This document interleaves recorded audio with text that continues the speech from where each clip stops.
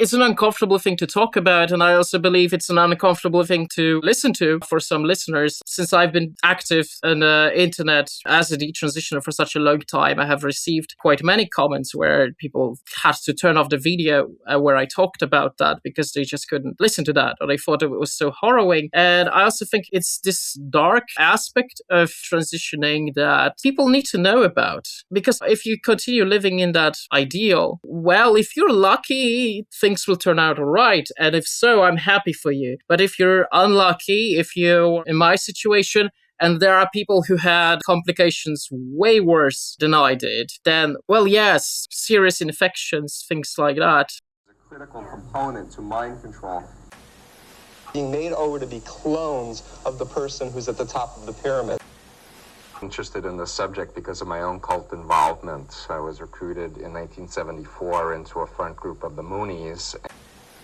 Welcome back to Cult, Culture, and Coercion, where we explore identity, influence, and the psychological forces that shape your beliefs. I'm your host, Dr. Stephen Hassan. Before we begin, please subscribe, like this video, and share it. Your support helps us keep this work going. Today, I'm joined by Alexander Linkowski, a YouTuber, independent philosopher, transhumanist, and detransitioner who's exploring the complex intersections of identity, culture, and modern ideology. He's currently writing a hybrid narrative and analytical book on detransition and the deeper questions it raises about self-identity. Alexander, I'm so excited to do this. Thank you and welcome. Thank you. I'm excited to be here. So you're in Finland, I believe. Norway. Norway. Actually. My bad, Yeah, off the top. A lot of people think Finland and England for some reason. But no, I just, Norway.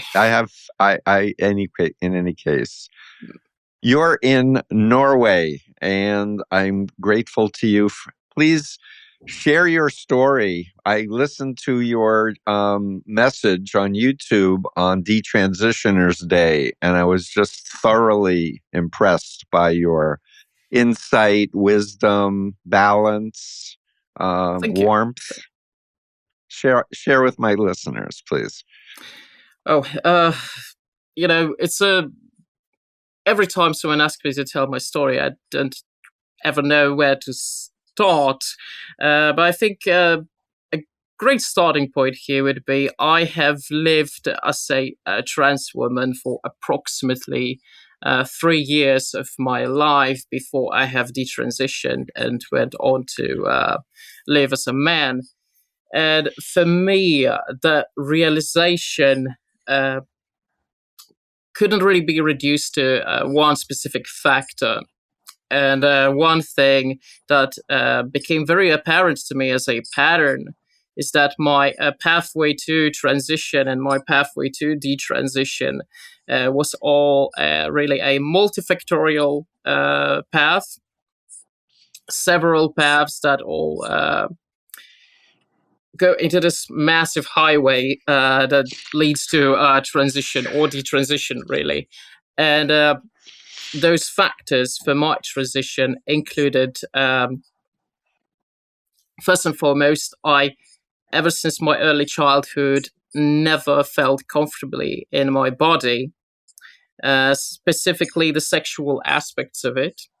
It also had a lot to do with mortality, the fact that human body is so vulnerable and we're mortal, so temporary in a world that's lasting for so long, and we're just such a small part of it. Because if you think about it, the amount of time we spend living, being alive, is really tiny, minuscule compared to the age of the universe, even the age of our planet. You get to experience such a short part of it, limited to the reality of your own body. And to me, since my early childhood, something about it felt deeply wrong.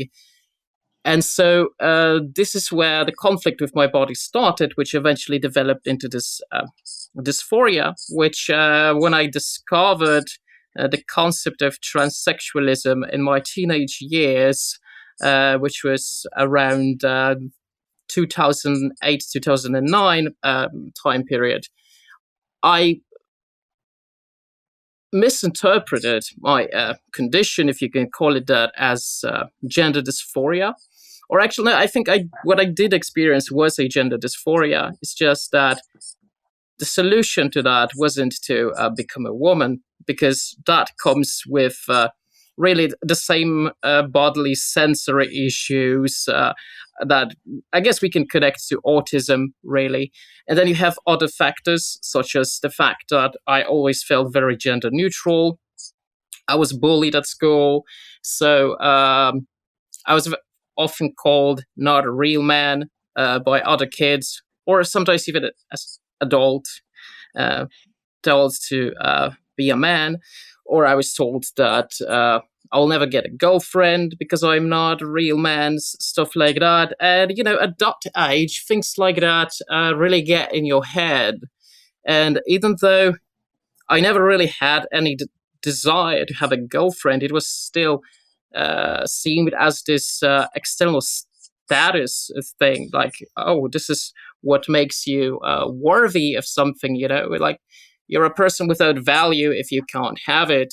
And so everything led me to believe that life would be easier, life would be better if I lived socially as a woman. And Can I just ask, Alex? Yes. Alexander, so may I ask how old you are right now? Right now, I am 32. Tomorrow, I'm turning 33.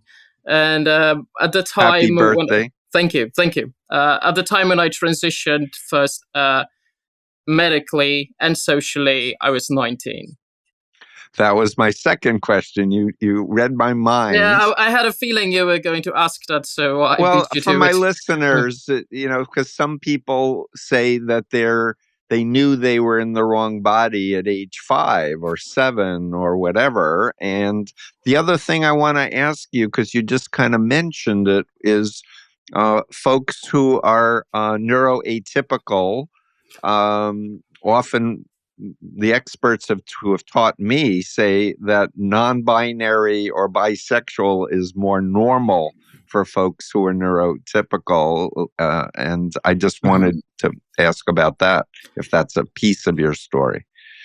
Yes, so I'm a neuroatypical or neurodivergent individual diagnosed with autism as an adult. And actually, I have a pretty controversial view on that, what might be considered controversial. Not in a harmful way by any means, but it's certainly radical in many ways. Might rub some people the wrong way. But I believe that the overlap we are seeing between transness and autism, because it's been historically defined in either such a way that people who are autistic can't transition, or that people who are autistic are incapable of making their own cognitive decisions to transition. Overall, I think that thought is harmful not only to trans community, but to autistic and neurodivergent individuals as well. I think the fact that I think there's some truth to it that we as autistic individuals sometimes can confuse our issue with being trans, because autistic individuals are more likely to not fit the masculine or feminine standards of the gender. Really, I think many of us feel sort of genderless, or we very often don't feel particularly masculine or feminine. I know that for sure can be applied to me. However, I'm willing to go further than that and claim that transness or transquelia experience in and of itself is a form of neurodivergence. So the overlap we are seeing between autism and being trans, I don't think it's accidental, really. And if you look at the overlap between autism and other neurodivergent conditions such as ADHD, that's like pretty high. Like half of people with autism will either be diagnosed or have ADHD or have some ADHD traits. I don't have ADHD diagnosis officially, and I don't think I would qualify for that. But I have significant traits of ADHD that are just not up there to be considered severe enough for an official diagnosis. But you see that same overlap with transness and autism. An individual that is trans is 6 more likely to be autistic compared to non-trans individuals. And so I think that overlap happens because transness or transqualia experience, the cognitive experience of being trans, is a neurodivergent experience at its core. And I think it's best to describe it as cognitive qualia, because I think biology failed to explain that. Robert Stoller, many decades ago, attempted to explain this as a biological force, such as hormonal level hormones that played role in the formation of our identity during the development of human beings in uterus. And there's never been any conclusive evidence of that, to be completely honest. There are very conflicted theories on that, even to this day. And then on the other side, you have the attempt to explain it purely as a social construct, right? So It's all just taught gender roles. But I think already John Money's sick little experiment showed us something very different when David Raymer, who is a subject of John Money's experiment, who was castrated at a very young age and raised to live as a girl, even though he was a natal male, developed a male identity, suggesting that it's not purely social, that identity exists as a mental state. That's why I like to think of it as a form of qualia rather than purely bodily experience, physical experience alone, or a social experience alone. And I think that this qualia works as a bridge, combining the two. Yeah, fascinating. And I can only say that my interest in this topic goes back a number of years when I was called to my attention by a therapist that detransitioners were reading Combating Cult Mind Control and referencing it. And I was like, what are you talking about? My primary care physician's a trans woman and my son's gay and I'm pro LGBTQ plus, But when I interviewed some detransitioners a bunch of years ago, there was that component of folks who were neurodivergent, but there were also people who represented they were born in homophobic Christian churches with no sex ed and were made to feel like the only choice was to be the other sex. There was no choice to be gay. Yes, I can certainly relate to that aspect, because I grew up in Poland, which is a very conservative Catholic country. And we did have sex ed, but sex ed in Poland worked as a form of Catholic propaganda.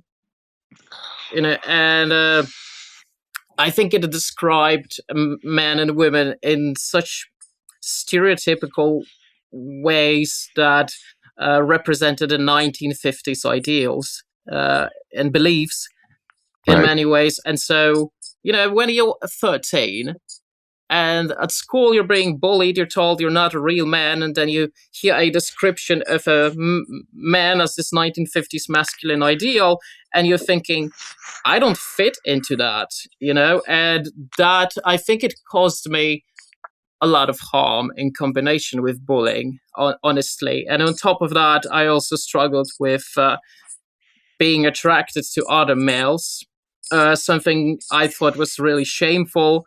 at the time when I started developing these feelings, to the point where I was capable of bearing it really, really deep inside my heart.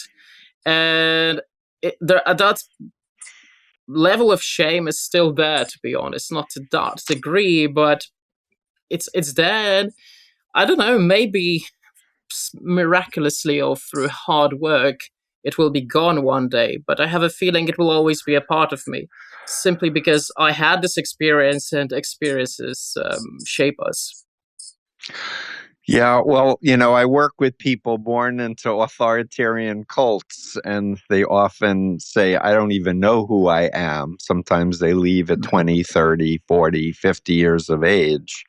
But I help them have some tools for how to not only connect to their authentic self, for lack of a better way of saying it, but also giving them the freedom that they can create themselves the way they want to be, and don't have to be dictated solely by their past social influences and cultural indoctrination. Mm-hmm. So I think there is liberation potentials for you in the future, because it bothers me as a therapist to hear you say you still have a little bit of shame in there. And so anyway, I just wanted to add that. Thank you. I think it's something one can live with or accept. But what you just said made me think, because when you mentioned that people who leave cults sometimes feel like they don't know who they are, because I think a lot of the time we arrived at this conclusion that if you don't know who you are in this kind of context, it's sort of like being lost or losing the sense of self. But I would agree with you that I think it's a positive thing when a person is now allowed to explore on their own instead of being dictated. At the same time, I think this one very simple sentence, I don't know who I am, can have so many connotations, because it can come from a feeling of being lost. Oh my God, I don't know who I am. It's a realization that opens a new door, but it can also be sort of a revelation, because that was a revelation that happened to me approximately 5 years ago, when I said, you know what, I don't know who I am, and I don't think anyone else knows who they are. I think people just live under the illusion that they know who they are. And I came to this realization that, you know what, identity is an illusion. It's just something we tell ourselves to create a narrative, a coherent narrative that creates a pattern, because without this pattern, life becomes a chaos. And I think we fear that chaos, and we want to have order. And so we create a narrative structure, this skeleton that tells us who we are, even though it might be built on lies, because there came a part in my life where I started thinking, okay, let's say I strip myself naked of all the cultural aspects that shaped me, cast them away. Will I, at that point, discover who I truly, truly, truly am at my core? And even then, if I'm just alone with my thoughts, how can I truly know where lies the line of the thoughts that are actually my own and thoughts that have been influenced by outside influences, something I've heard somewhere where I don't even remember? Because, I think of basic things like knowing that a cow is a mammal, or that Paris is the capital of France. I don't remember where I learned those things, but I know it. And so how can I know that thoughts I have are actually my own, and that I haven't learned them somewhere else? And I'm really appreciating you and the depth of your existential, philosophical thank you. reflections. And I'll tell you my 2 cents as a 71-year-old, having lost my identity in a cult and worked with thousands upon thousands of people. And where I'm at, I too am living in the mystery that nobody knows the truth with a capital T of what this is all about or what is reality, because we know that our brain can only parse a tiny spectrum of the light and auditory and on and on and on. So my 2 cents is to say we're embodied minds, and that our culture makes us emphasize thinking more than it should, that we should be in our bodies experiencing reality, that we know we now have neurons in our guts. When people say it was a gut feeling or I just knew it in my gut, it's like there's wisdom in that. And my teacher, a forensic psychologist in my training as a therapist over the decades, when I was describing working with people who are coming out of cults, he said, try asking them to reflect back and share when they feel the most you. Like, when are you the most Alexander? And then be quiet and let them really ponder it. And sometimes it takes weeks, but people come back with anything from when I'm with my children to when I'm dancing or when I'm writing poetry, or, they come up with reference points to this physical world where they feel like it's resonating. So anyway, I'm talking too much, but No, back no, to no, you. that's okay. Like I said, I prefer the conversation model of YouTube videos Yeah. rather than question answer interview. So I deeply appreciate that. Considering your particular interest in cults, I was thinking this whole idea of identity, I think, or identity as an illusion, I think that the more people buy into this illusion of identity, more people depend on the importance of their identity, which automatically leads people to become more tribal. And I think this sort of tribalism, or this need to belong, to know who you are, makes people more vulnerable to cults in those situations. I don't know if you agree with me on that, but those are my So thoughts. I would add, I agree with what you're saying, and I would just add that neuroscience research now has identified a part of our brain that actually calibrates whoever we're using as a reference point socially and influences our decision making. So, for example, I've been teaching for almost 50 years Solomon Ash's 50s conformity study, where he has people in the room and the person in the front shows a placard with a sample size line and 3 different size lines. And he goes around the room asking which of the 3 lines is the same size as the sample line.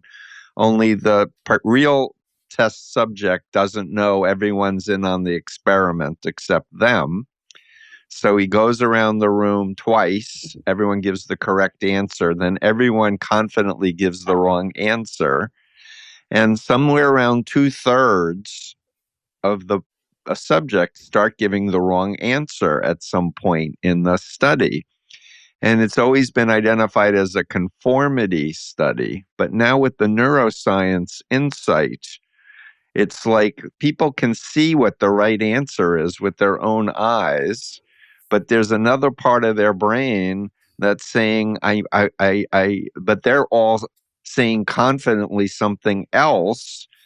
And somewhere in our brain, maybe for safety and security, going with the herd Yes. usurps I know what I see and I'm going to stick with it no matter what, the people that I'm connected with. So again, back to you, Alexander. That is fascinating. Is it okay if I ask you a question? Of course. Okay. So you've mentioned that certain detransitioners quoted your work. What are your thoughts on the claim that trans community is a cult? So I'm glad you asked it. And I've been doing a lot of thinking on this topic for 5 decades, and I've come up with what I call the influence continuum. And it's on my website, freedomofmind.com. Anyone can download it. But I talk about ethical all the way to unethical authoritarian control.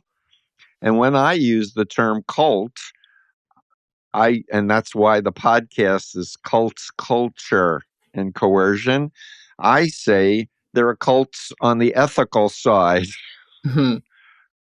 You know, I'm in the cult of MacBook. I'm in the TEDx cult because I've done 4 TEDx's and I love to listen to it.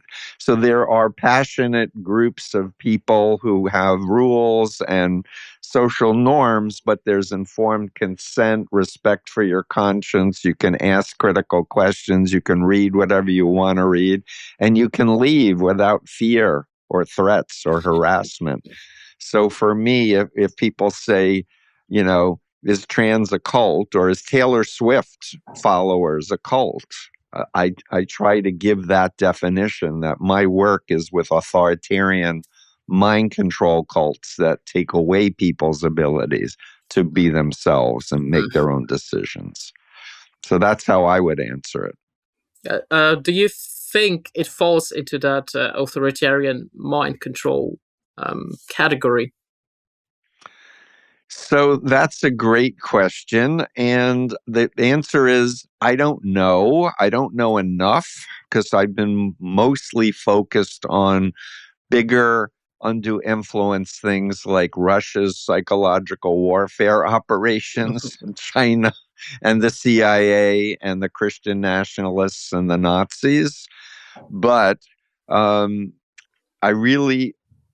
can say that I've worked with people in the Heaven's Gate cult who believed that they were aliens who had come here generations ago, and they forgot who their real identity was until they met Herf Applewhite. And 8 of the men had their testicles removed because it was interfering with their functioning. I've worked with people who are heterosexual, who are in cults and being sodomized by the cult leader who is saying that it's not sexual at all.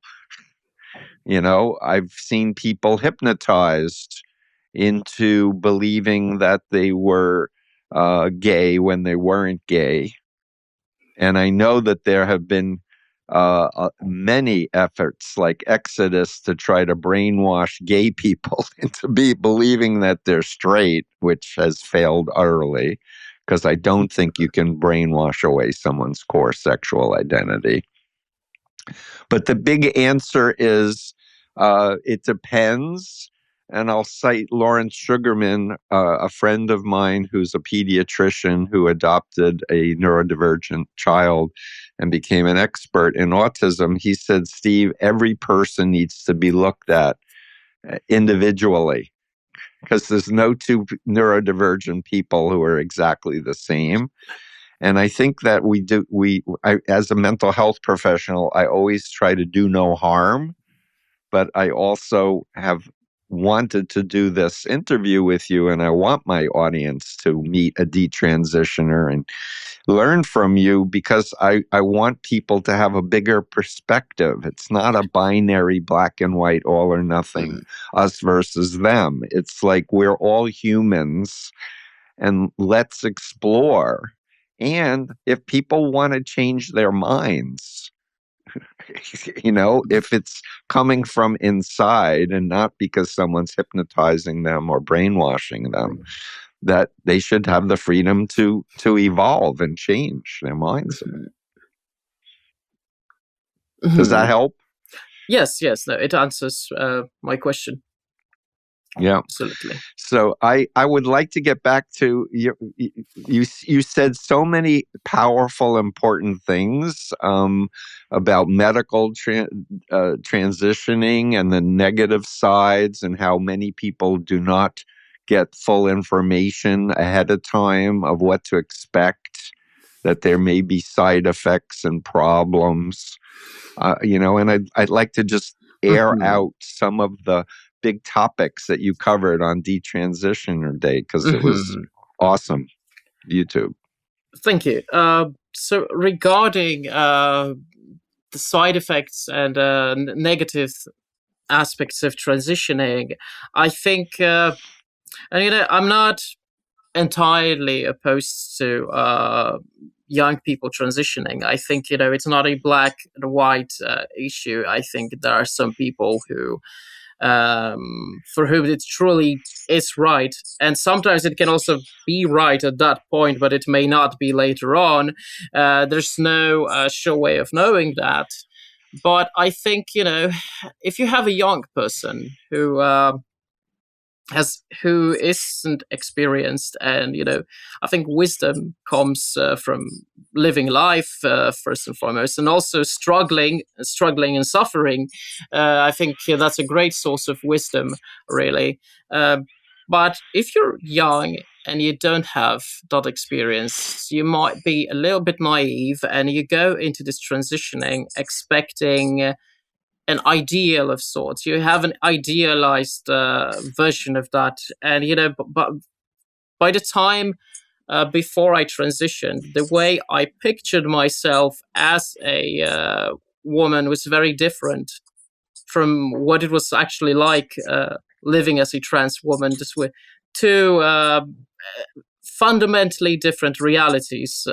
The ideal that existed in my head, and then the actual reality of what it was like, what I was like. Two very different things. And sometimes that ideal can overshadow certain aspects of transitioning, specifically medical transitioning, but also social transitioning, that aren't really all of sunshine and rainbows. Social aspects, like you might be facing some discrimination, you might be facing some transphobia, and the question is, are you mentally prepared for that? Is your uncomfort with your body bad enough for you to risk that? I think that's an important question to ask yourself and sit on, and there might come a time in your life when, after you transition, your dysphoria won't go away and will actually intensify, because you will focus more on questions such as, am I passing? Am I perceived as a woman? And then you live every day with that thought at the back of your head that, somehow your life becomes a performance of sorts. Even if you genuinely identify as the gender you wish to be, it will still feel like a performance, because you're constantly aware. Am I going to be misgendered? How am I going to be perceived? And you overanalyze the way you look, the way you behave. I don't think it's a healthy way of living. So what are the solutions to that? Well, I'm thinking, either don't transition at all, or actually realize that and overcome that. Come to the point where, you know what? I don't care. So, okay, somebody's called me him instead of she. I don't care, because my happiness, my sense of self doesn't have to be dependent on how others perceive me. And let me tell you, after I detransitioned and I went back to consider myself a man again, I haven't called she quite many times, because there was this long transitional period where I was passing as a woman, and even though I started presenting more masculinely, people still thought I was a woman. I was actually misgendered more when I was detransitioning than I was transitioning.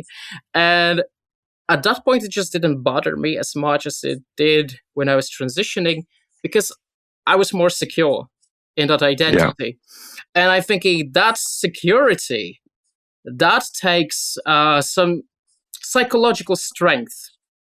And if you lack that strength, transitioning is not going to be easy by any means. So something to keep in mind. And then, side effects of medical transition, the second category I wanted to discuss.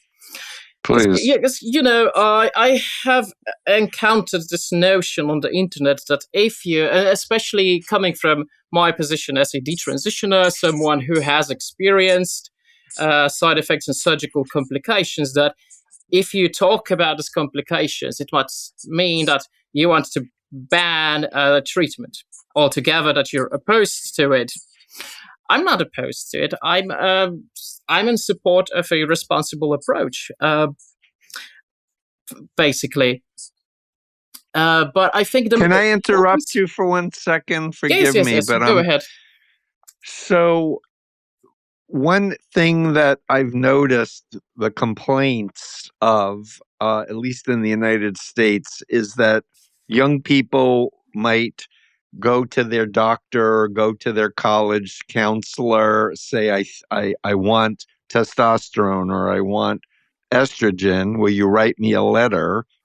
And there's no psychological evaluation, no formal process to find out, are they an assault victim, or do they have substance abuse? Are they watching a certain YouTube that's affecting them? So that's one piece about whether or not the affirmation immediately and just saying go for it. If you think you are, then you are. And the other thing is, my sense is that many people who go in that route, if a family member or friend says, I'd like you to look at a video of a detransitioner, the person rejects that idea, thinks, parents are transphobic, when they may not be transphobic. They just may want their child to have an informed perspective if they're going to take hormones and such, to hear the downsides, potential downsides. So 2 angles. Yes, and I think it comes to that ideal I was talking about, because this ideal overshadows reality, and so you don't want to hear about those negative experiences with transition or someone detransitioning, because it breaks that illusion that you've built for yourself.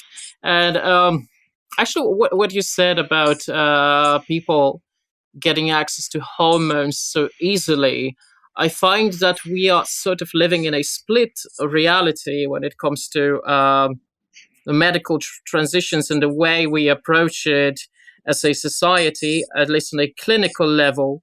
Is that, well, you have two sorts of statements on the opposite sides, right? You have one side saying it's really difficult to get access to treatment. You have to jump through so many hoops. It's such a long, complicated process. The waiting times, just the waiting lines to even get the treatment, are extreme. And, gatekeeping that even more, keeping that system even stricter, will even worsen that, right? And then on the other side, you have the statement, it is too easy to get access to hormones and surgeries. You can easily pay someone to write you a recommendation letter, or get hormones without any questions asked. And I think both are equally as true. And that's the crazy part, right? You would think, well, they are so these statements are so incompatible with each other. How can they be true at the same time? It sounds like a paradox, right? But that's the split reality we're living in. We have certain clinics, certain places, certain doctors that operate in this old model that is all based on strict gatekeeping and very long processes. And I think there's genuine criticism that can be said of those systems. Like, do they actually explore what you need? Or do they come into this with the expectation that, well, you need to you need to be qualified for all these criteria in order for you to be considered transsexual. Then you get the diagnosis, then you get the transition. What happens then? People lie. People over-exaggerate their experiences, their condition, because they want to get the diagnosis, because they want to get the treatment. And there's no room for honesty there. On the other hand, if all you're doing as a doctor, as a psychologist, is just hearing, okay, somebody wants hormones, somebody wants surgery, let's help them obtain that, you're also not asking those really important questions. Like, who are you really deep inside? And I think that both models fail at it. And so instead of having one that takes on a responsible approach, we are having two models that don't work in reality.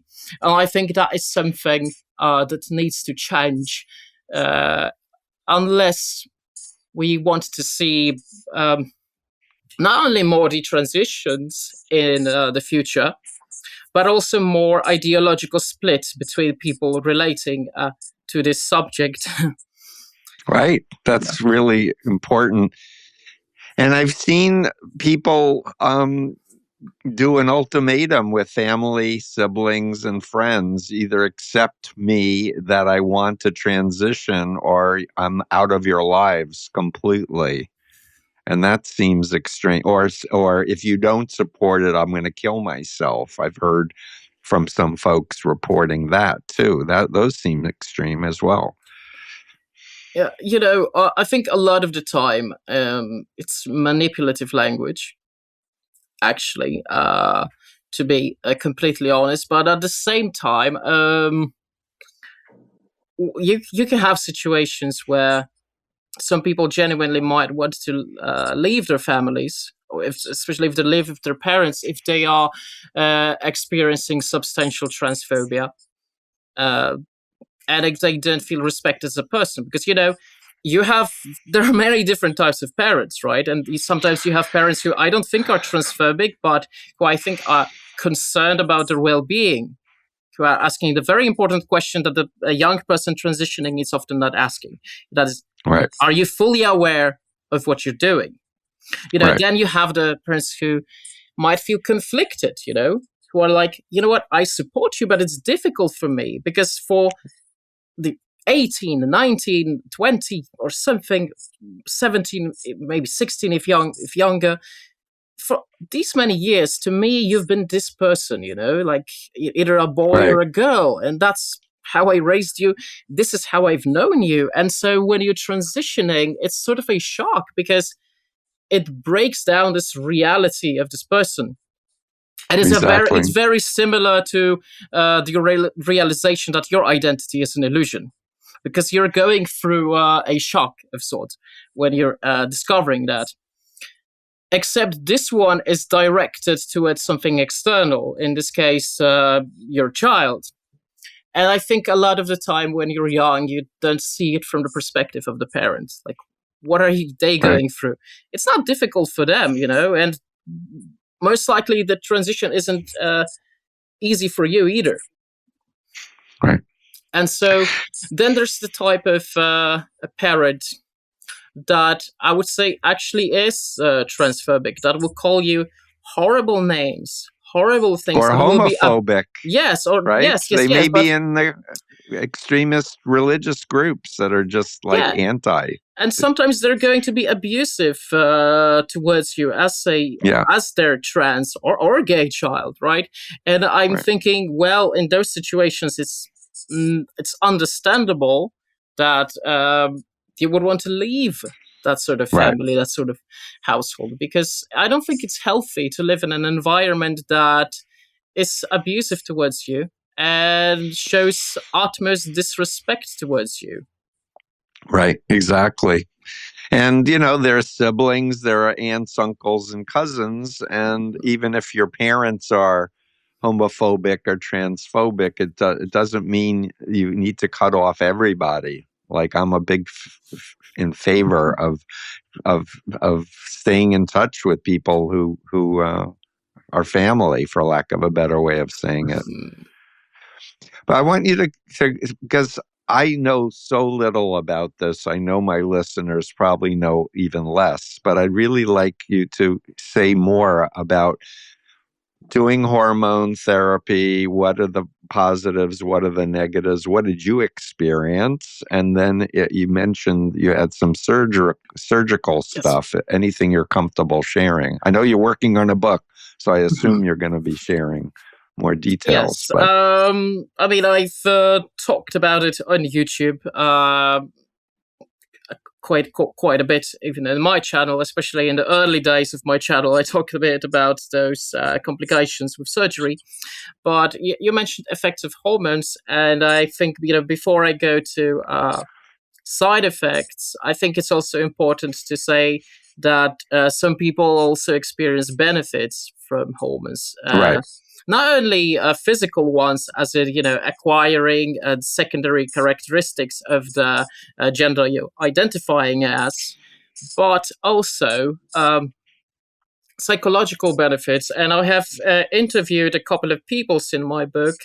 So there are snippets in the book that include statements from other people who have experience with transitioning, either people who are living as trans people now or who have lived as trans people previously but have detransitioned, as well as some researchers and clinicians that I have interviewed there. And one thing I have observed is that for some people, access to hormones have also helped them manage their mental health. That has improved significantly. So I think, is there a sure way of knowing? Depends. I think if, and I previously have talked a bit about transness as neurodivergence, and if I think the source of trans identity is neurodivergence, transition is most likely going to have those psychological benefits. If, however, it comes from other sources, such as, I think in some cases it can be social pressure or feeling a need to belong. I'm like, I found this community, trans, non-binary, I want to belong there. But if that's not who you really are, at your core, you're not going to experience those same benefits. It's sort of like if you don't have ADHD and you take medication for ADHD, you're going to get a completely different result than someone with ADHD would get by taking that medication. And I think it's very similar with hormones when it comes to the psychological effect of it. And one thing that I have experienced is brain fog when I was on estrogen. And I'm not on any hormones right now, even though I have had my testicles removed. But I'm not on testosterone and I'm not on estrogen. And I know some people think it's unhealthy. At the same time, I also don't think that taking estrogen or synthetic testosterone is really healthy for your body either. So in my position, I think you have three unhealthy alternatives. But I'm also thinking,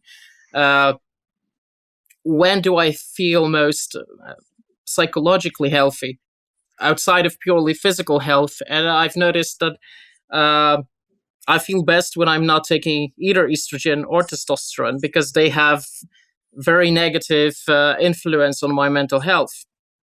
So if I want to live a good, productive life, I cannot be taking estrogen or testosterone, to be honest. But estrogen was a nightmare in many ways, even though for a long time I wanted to convince myself that I was happy, that this is what I wanted. In the reality, what estrogen did is my cognitive abilities declined. I had issues with focusing. My short-term memory was affected. Long-term memory was normal. I have very vivid memory of events that happened a long time ago. Since I was 2 years old, I could describe all of that in detail. But short-term memory, I just kept forgetting everything that was happening here and now. I found it hard to read or focus on reading things or understanding things that otherwise I wouldn't have any issues with. Mm-hmm. And so, and I think I didn't actually realize that until I stopped taking estrogen. That's when it came to me, that it became so much easier to form critical thoughts, to see patterns between ideas in a way that I couldn't when I was on estrogen. It's like there was this dark wall in front of me, or a fog that completely blocked everything. And I have a very specific way of thinking. I think it might be tied to my autism, but for me, it overlaps a little bit with synesthesia. So Mm-hmm. I associate everything with colors, everything from letters to numbers to days of week, months. It's all in colors for me. And so I also see ideas or information. I always associate it with colors. And so in my head, when I see connection between ideas or those patterns, I see it in like colors. I connected for that, and that was a very essential way for how my brain works. And when I was on estrogen, it's like that part of me disappeared. That I It's lost that fascinating. capability, and I regained it again after I stopped taking. And more How specifically, long I did was it on. take after you stopped before your Mhm. cognitive abilities cleared up? Just curious. I think it started clearing after maybe 2 months or Uh-huh. something like that. But when I first went on estrogen, it took quite some time for these symptoms to develop.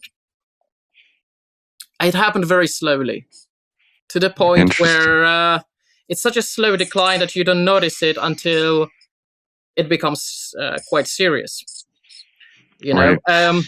It's sort of like like dementia is also a very slow decline, right?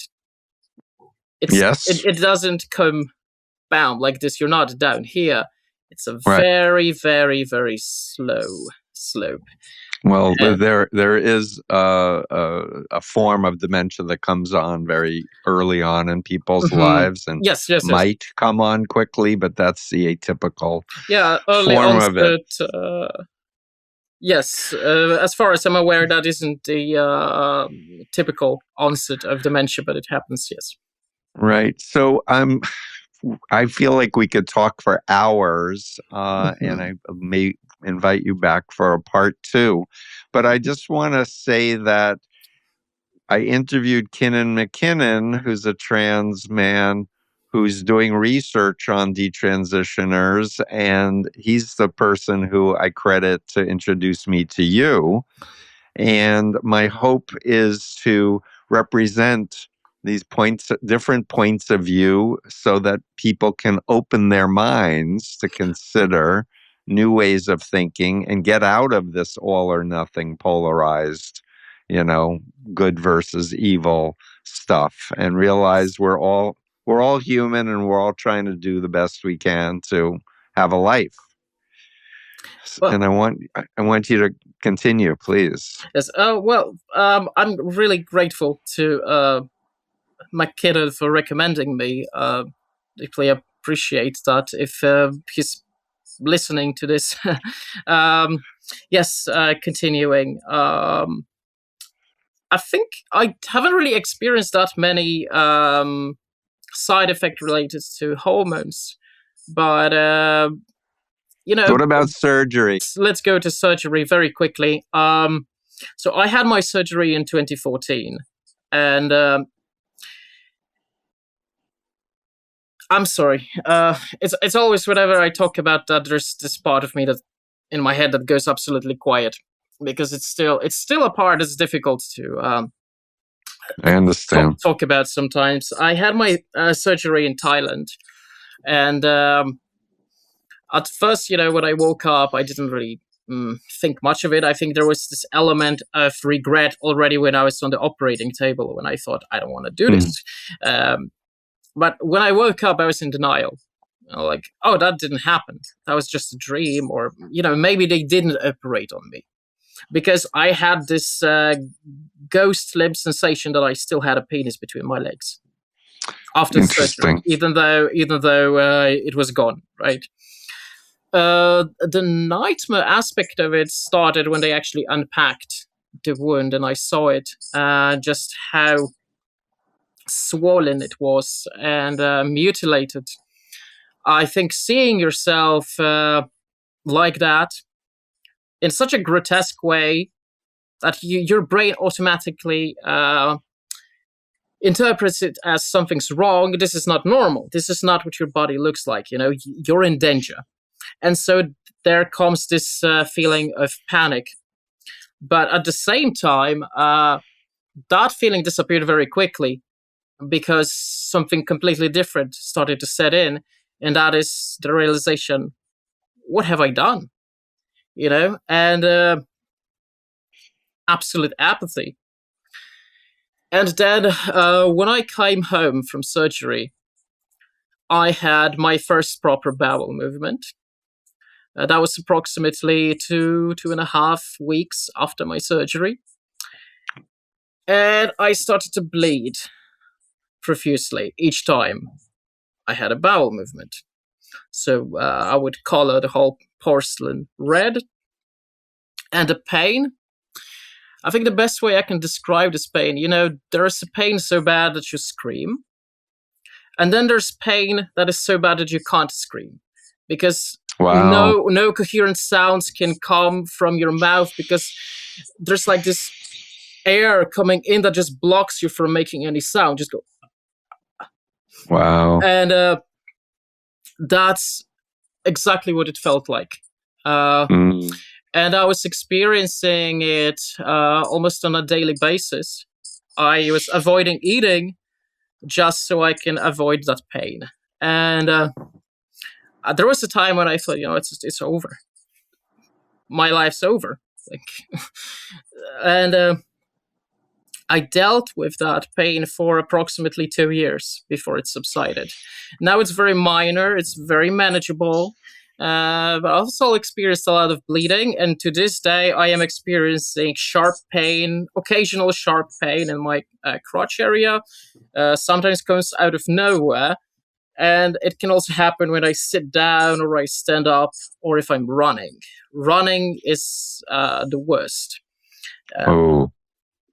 And basically, it sort of leaves me disabled in a way because there are many activities I cannot perform because of that physical pain. So I'm so sorry. I feel for you. Thank you. And you went to Thailand to have surgery. When you came back to Norway, I assume you went back to Norway. Yes. You got treatment. You got help, I hope, psychologically and physically and medically, I mean? Not really. I think mostly because at that point, I didn't want to see any doctors. Wow. I think I still have, I have such a bad, because, I talked about the physical aspects, the physical complications of that surgery, but I think the psychological ones are even more extensive. I have such a bad trauma that to me, seeing a medical show on the telly, like House, gives me a sense of panic. I can't look at doctors. Just the setting of a hospital or a clinic or a doctor, anything like that, it makes me feel really, really uncomfortable. And it, puts me in this fight or flight sort of mode. And it sucks because sometimes you're in a situation where you need to see the doctor Right. about something that's happening, but every time I really have to wrestle with myself to do that, and it's a really, really difficult process just to get me to go to the doctor. Just 1.5 years ago, I had a pain in my bowel. It took me 2 months to go see the doctor. The good thing is it wasn't anything serious and it went away, but it took me 2 months just to force myself to see my That's a lot of primary trauma. doctor. That's a lot of trauma blocking you from doing what would be a normal choice that anyone who's in pain would just go and do automatically. So Yeah. I'm so sorry that you're still suffering. It's Thank you. terrible, Thank you. terrible thing. And I think it's an uncomfortable thing to talk about, and I also believe it's an uncomfortable thing to listen to for some listeners. Since I've been active on the internet as a detransitioner for such a long time, I have received quite many comments where people had to turn off the video where I talked about that because they just couldn't listen to that, or they thought it was so harrowing. And I also think, it's this dark aspect of transitioning that people need to know about. Exactly. That it's because if you continue living in that ideal, well, if you're lucky, things will turn out all right. And if so, I'm happy for you. But if you're unlucky, if you're in my situation, and there are people who had complications way worse than I did, then, Really? well, yes, serious infections, things like that. Or I think fistula that can form between your neovaginal opening and the rectum. So basically, there's an opening between the two. Right. And so sometimes the stool can pass through it, tear it open, and come out your supposed vaginal opening. Yeah, I know how it sounds, but it happens. It happens, and I have listened to people on the internet forums describe that. And honestly, that is something I'm grateful for, that I didn't have that, but it's also a possibility that could have happened, Right. So please share the name of your YouTube channel, because I'm hearing people saying, you haven't told us how to see more videos of Alexander. Right. So my YouTube channel is called Alexander L. Although some people suggested I should call it Alexander W because my opinions are more W than L. But I have mostly done content relating to detransition in the past. Now I do it occasionally. So at the moment, what I'm doing with my channel is a very diverse things where I discuss concepts related to philosophy, politics, mental health, but also I like to talk about things like films and video games and books and music. I also play guitar. I haven't done that much on my channel, but I have plans to make some guitar-centered content this year. So nice. It's all over the place. Sometimes I invite other people to my channel to have interesting discussions about various topics. Yep. That's please check out Alexander L. And Thank you. You told me that you've been invited to speak with Kinnan at a conference on trans issues. Is that correct? It's a Mad Studies symposium that's happening on February 23rd. So by the time this video comes out, it probably has already happened. I'm going to speak specifically about metaphysics of gender and explaining gender identity or sense of having a gender identity through the lens of property dualism, as opposed to more bioessential or social constructivist views that I think are dominating the narrative regarding trans ideology right now. Great. That's great. And this also relates to a major topic in the book that I'm working on. Yeah, it's fascinating. I'm going to need to wrap up, but I need to just say that I categorically hate and detest Trump and his administration's uh, involvement in the trans issues and taking away the choice of parents and adults and to transition to get the help that they want and need. I deplore this, as well as their opposition to abortion and women's right to their own body, health care. So government should stay the hell out of healthcare. I think RFK is a disaster. The guy doesn't even believe in germ theory, and he's taking away. He's trying to see people become autistic by all the things proven that don't cause autism. And it's just a horrible political situation in the United States. And I want, if people are listening in Norway or in the EU or Canada or anywhere else, it's a mess here, people. But those of us who care are trying to stay in the middle, normal, healthy. We believe in experts and science, and we believe in human rights, and want to encourage people to grow and be healthy and befriend each other and not have this animosity and this polarization.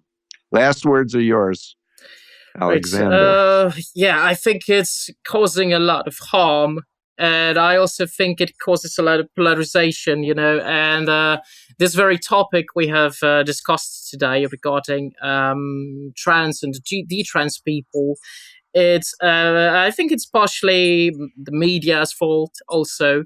It's such a polarized topic because it almost presents trans and detrans people as two opposing factions that are at war with each other, whereas in reality, I think we have more in common than there are things that separates us from each other.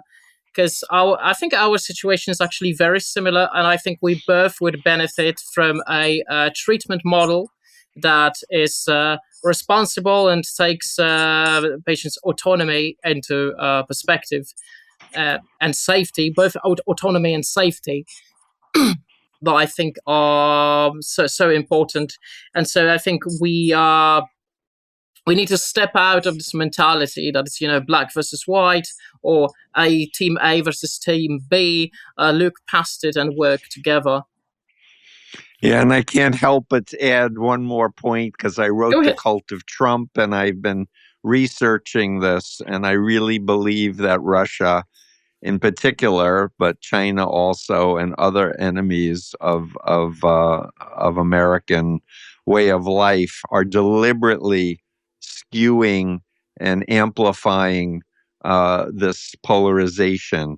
That it's not just media organically covering it in a polarized way, but there's an actual social media algorithm thing going on to deliberately make people on the left more extreme and people on the right more extreme, and just to create chaos and demoralize us and to make us give up and submit to the authoritarians who want to take away our rights. And that's my fight right now. Oh, I agree on that. Yeah. So, Alexander Linkowski, thank you for being you. Thank you for your willingness to share your journey and give us really important philosophical and personal insights into into the whole topic. And I really do hope we can do something again, because there's so much more we can talk about. Maybe we'll have Kinnan on and you at another future show. That might be really fun and interesting. Yeah, I would be certainly open to that after my book is out. Yes. And available. I would love to do that. I'll be open to that. And thank you again for having me. It was a pleasure. Yeah, it's a pleasure. Thanks.